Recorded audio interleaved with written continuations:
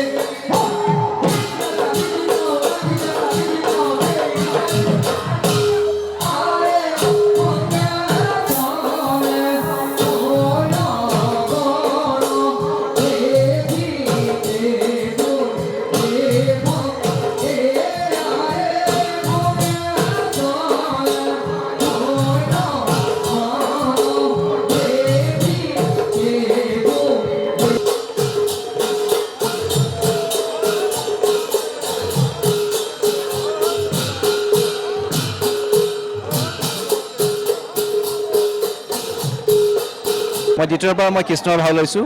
আগতেও কৰ্ণ পৰ্বৰ ভাওনাতে মই শ্ৰীকৃষ্ণৰ ভাও লৈছিলোঁ আৰু এইবাৰ আকৌ দ্বিতীয়বাৰ লৈছোঁ। আশা কৰোঁ ৰাইজে ভাওনাখন চাই ভাল পাব।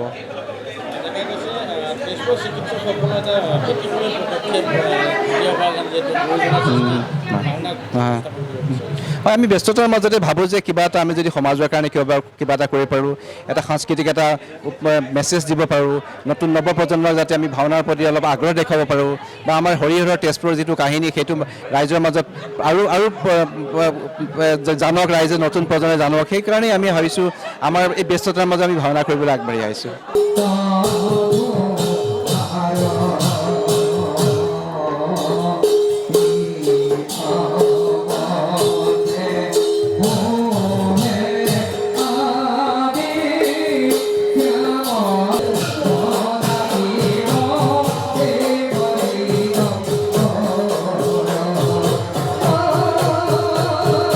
হৰিহৰ যুদ্ধ কৰিবলৈ আহিছোঁ তাতে এইবাৰ, যিখনৰ তেজপুৰৰ যিটো পৌৰাণিক ঐতিহ্য, যে শিৱৰ আশীৰ্বাদ আছে এইখন বানৰ নগৰত, সেই বানৰ নগৰত আমি যেনেকৈ চিত্ৰলেখাক আৰু উষাই চিত্ৰলেখাৰ চলচাতুৰিৰে আনি যেনেকৈ অনিৰুদ্ধক ৰাখিলে, সেই পটভূমিত দ্বাৰকাৰ পৰা শ্ৰীকৃষ্ণ আহিল যাদৱগণ লৈ, আৰু আমি বানৰ আশীৰ্বাদত শিৱৰ আশীৰ্বাদত বানৰ ইয়াতে সৈন্যসকলে যুদ্ধ কৰিলে, আৰু শেষত গৈ হৰিহৰৰ শ্ৰীকৃষ্ণ আৰু শিৱৰ যুদ্ধ আহিব লগা হ'ল। গতিকে আমি ভাবোঁ যে এখন যথেষ্ট ভাল ভাওনা তেজপুৰৰে, আৰু যথেষ্ট অনুশীলনত যথেষ্ট কষ্ট কৰিছে চিকিৎসকসকলে, আৰু ভাবোঁ যে অতি সুন্দৰ এখন হৰিহৰ যুদ্ধ উপস্থাপন কৰিবলৈ সক্ষম হ'ব।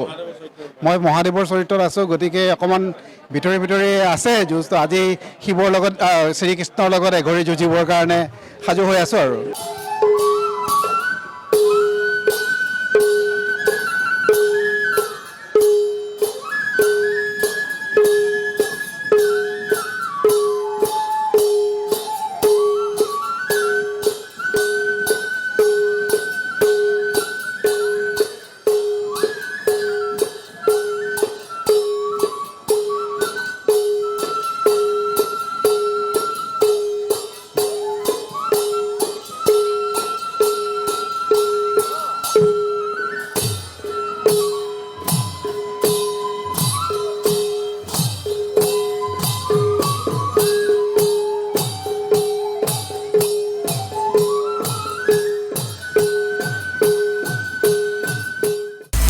আপুনি বিচৰা বাতৰি পাব কেৱল নিউজ 18 এপত। নিউজ 18 এপ ডাউনলোড কৰিবলৈ স্কেন কৰক এই QR কোড। গুগল প্লে ষ্টৰতো পাব এই নিউজ 18 এপ।